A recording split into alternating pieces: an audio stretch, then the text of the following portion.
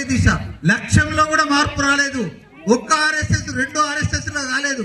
ప్రపంచంలో ఏ సంస్థ కూడా 100 సంవత్సరాలు అదే లక్ష్యంతో, అదే సిద్ధాంతంతో, అదే దిశలో ప్రయాణించలేదు. దిశ అదే, దశలు మారాయి. లక్ష్యం అదే, కార్యక్రమాలు మారాయి. సిద్ధాంతం అదే, గణవేష్ మారింది.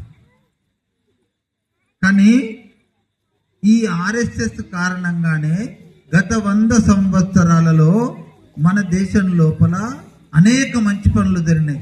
ఏ బాబు, 1963 లోపల వివేకానందుని యొక్క 100 సంవత్సరాల జన్మదినం సందర్భంగా కన్యాకుమారి లోపల వివేకానంద రాక్ మెమోరియల్ నిర్మాణం చేసింది ఆర్ఎస్ఎస్.